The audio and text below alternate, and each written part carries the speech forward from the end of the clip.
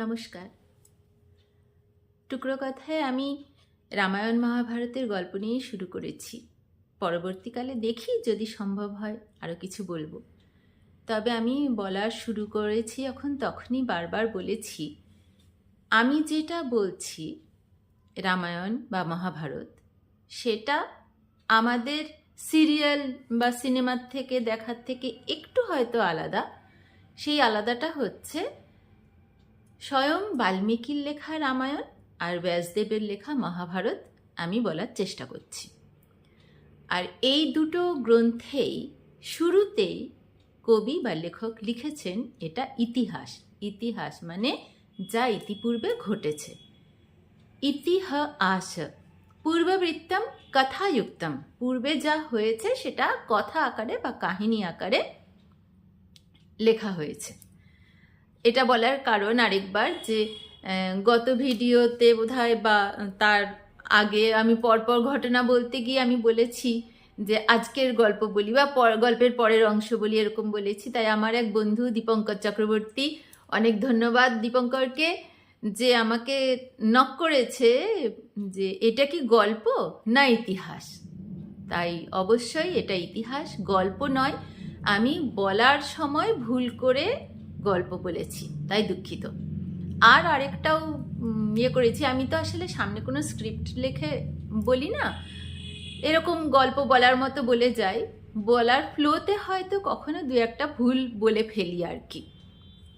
গতদিন আমি অম্বার পুত্র ধৃতরাষ্ট্র বলেছি, তাই আমার এক দিদি, সে আমার দিদি ধরিয়ে দিয়েছেন, খুব ভালো লেগেছে। তার মানে আমি যা বলছি এরা মন দিয়ে শুনেছে, তাই ভুলটা ধরতে পেরেছে। যাই হোক, তার জন্য অনেক ধন্যবাদ শ্যামাদিকে। আসলে অম্বিকার পুত্র ধৃতরাষ্ট্র, অম্বালিকার পুত্র পাণ্ডু। আজকে বলি কুন্তির কথা। তাহলে আজকে কুন্তির কথা দিয়েই শুরু করি। কুন্তি ছিলেন ধৃতরাষ্ট্রের ছোট ভাই পাণ্ডুর স্ত্রী। আজকে কুন্তির জন্ম বৃত্তান্ত থেকেই শুরু করি। যাদব রাজা শূরসেন কুন্তির জন্মদাতা পিতা। শূরসেনের আর এক পুত্র ছিল বসুদেব। বসুদেবকে মনে পড়ছে? শ্রীকৃষ্ণের বাবা, তার মানে শ্রীকৃষ্ণের নিজের পিসি কুন্তি। যখন কুন্তি শূরসেনের বাড়িতে জন্মায় তখন তার নাম রাখা হয়েছিল পৃথা। এরপর শূরসেনেরই এক কাজিন ব্রাদার কুন্তিভোজ, তার কোনো সন্তান না থাকায় শূরসেন নিজের মেয়েকে তাকে দিয়ে দিয়েছিল। কুন্তিভোজ অ্যাডপ্ট করেছিল কুন্তিকে। যেহেতু কুন্তিভোজ নিজের কাছে নিয়ে আসে, তাই তার নামানুসারেই পৃথার নাম হয় কুন্তি। কুন্তি ছোট থেকেই ভীষণ ধীর স্বভাবের, সব দিক বিচক্ষণ, একদম বুদ্ধি দিয়ে ধীর স্থির, মাথায় দেখে ডিসিশন নিয়ে ভালো মতো চলার মতোই তিনি ছিলেন। ছোট থেকে সব দিকে, যেমন রান্না বান্না সেরকম যুদ্ধ পারদর্শী, সব দিকেই যেই যেই শিক্ষা দিয়েছে বাবা সবটাই ভালো মতোই নিয়েছিলেন। একবার রাজা কুন্তিভোজের সভায় ঋষি দুর্বাসা এসেছেন। ঋষি দুর্বাসার যত্ন আপ্যায়নের দায়িত্বভার রাজা তার মেয়ে কুন্তির ওপর দেন। কুন্তিও খুব সুন্দর যত্ন আত্তি করেন ঋষি দুর্বাসার। তাই ঋষি দুর্বাসাও খুব সন্তুষ্ট হয়ে যাবার আগে কুন্তিকে একটা বর দিয়ে যায়। কি বর? সেটা একটা মন্ত্র। এই মন্ত্র উচ্চারণে কুন্তি যে কোনো ভগবান বা ঈশ্বরকে আহ্বান করে তার থেকে পুত্র লাভ করতে পারে। তখন কিন্তু কুন্তি নেহাতি বালিকা, একেবারেই ছোট বয়স। হয়তো ঋষির মনে হয়েছিল, তিনি তার দিব্য দৃষ্টি দিয়ে দেখতে পেয়েছিলেন যে ভবিষ্যতে এই মেয়ের এইরকম বরের প্রয়োজন, তাই তিনি দিয়েছিলেন। ঋষি দুর্বাসা চলে যাওয়ার পরে একেবারে কিশোরীর কৌতূহল বশত কুন্তি সেই মন্ত্রকে উচ্চারণ করে ভাবলে যে একবার দেখি যে মন্ত্র উচ্চারণে সত্যি সত্যি দেবতা চলে আসবেন। মন্ত্র উচ্চারণ করে সূর্যদেবকে আহ্বান করে। সূর্যদেব আসেন, এবং তাকে এক পুত্র দান করেন। এখানে বলি, এই ব্যাপারটা নিয়ে আমাদের সকলের মনের মধ্যে একটা কিন্তু কিন্তু রয়েছে, কেউ বলি কেউ বলি না। আমারও আগে আগে মনে হতো যে এই কেন এরকম কুন্তী বিয়ের আগেই কেন অন্য কাউকে ডেকেছিল। আমি যখন দেখলাম ব্যাসদেবের মহাভারত ভালো করে আলোচনা করে পড়ে, তখন নেহাতি বালিকা অবস্থায় কৌতূহলবশত এই মন্ত্রটা কেমন কাজ করে দেখতে গিয়ে নিশ্চয়ই তার খুব একটা চরিত্রের দোষ বলা যায় না।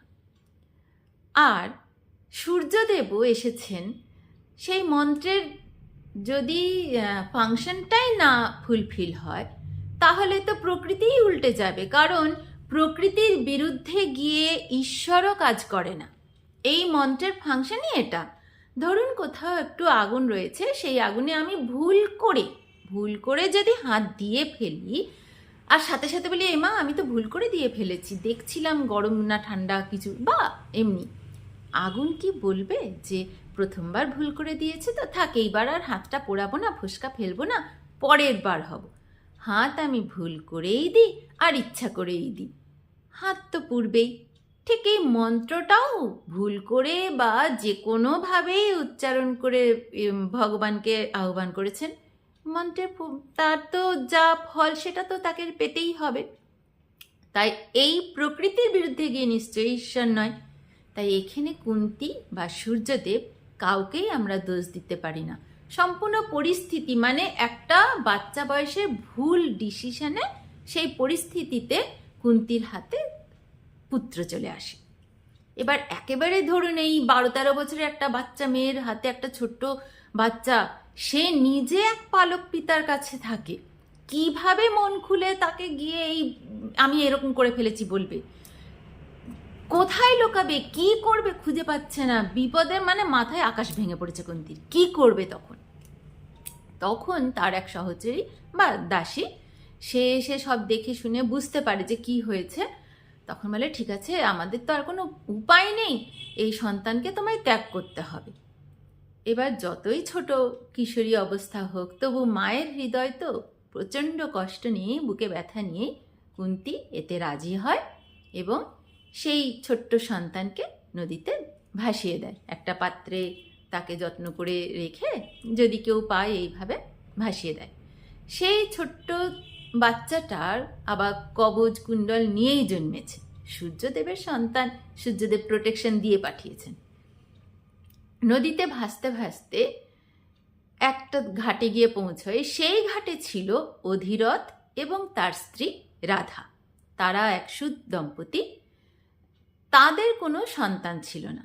এই নিঃসন্তান দম্পতি হঠাৎ একটা ছোট্ট বাচ্চার কান্না আওয়াজ পেয়ে খুব উৎসাহের সঙ্গে তাড়াতাড়ি গিয়ে দেখছে কি সুন্দর একটা ছোট্ট বালক। রাধা তো একেবারে প্রাণ জুড়িয়ে গিয়েছে দেখে, সাথে সাথে তাকে বুকে টেনে ধরেছে, বলছে স্বয়ং ঈশ্বর আমাদের জন্য পাঠিয়েছে, আজ থেকে আমরাই এর মাতা পিতা বলে খুব আদর যত্নে কর্ণকে তারা মানুষ করে, নিজের ছেলে করে নেয়। তখন এখানে বলি অধিরথ আর রাধাকে আমি বললাম সুদ দম্পতি, কর্ণ সুদপুত্র।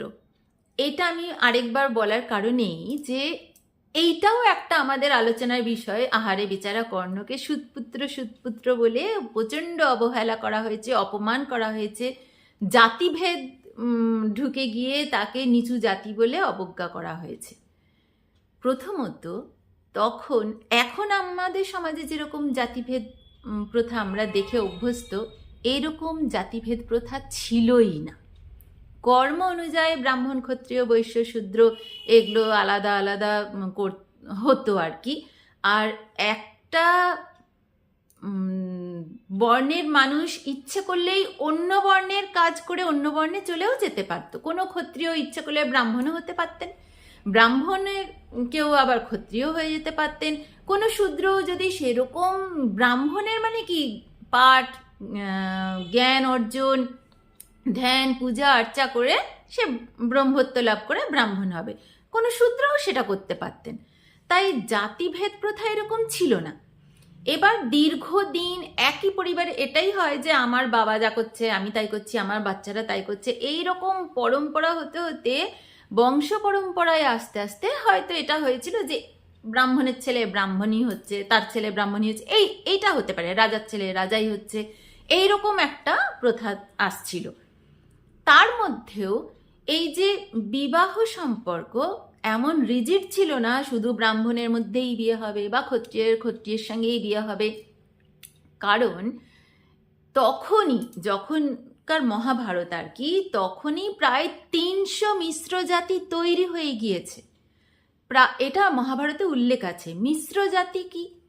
এই যেরকম সুত একটা মিশ্র জাতি। এর আগের দিন বললাম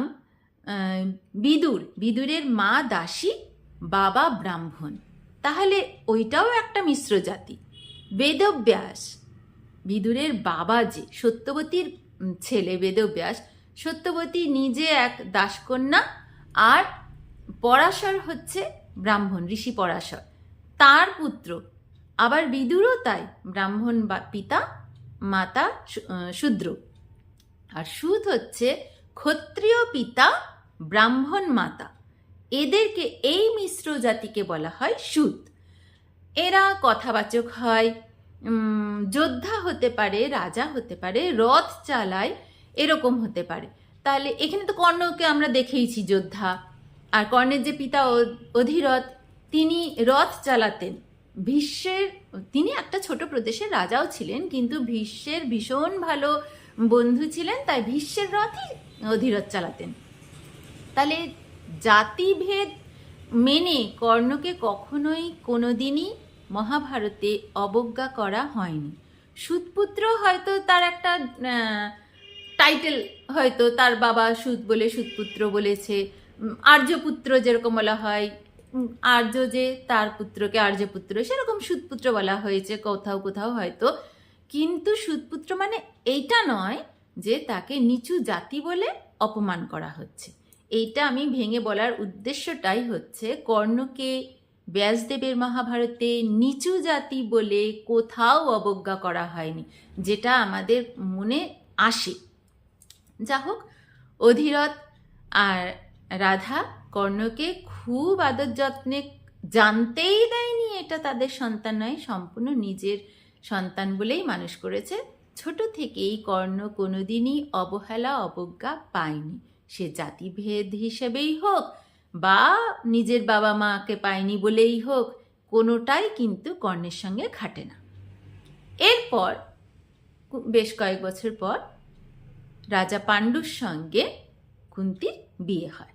তখন পাণ্ডু হস্তিনাপুরের রাজা, সেই অবস্থায় কুন্তির বিয়ে হয়। কুন্তিও রাজ্যে আসে। তখনও কিন্তু জানে না কুন্তি যে সেইখানেই তার প্রথম পুত্র কর্ণ রয়েছে। যাই হোক, আজকে এই পর্যন্তই গল্প। এর পরের গল্প আবার পরের দিন। ধন্যবাদ।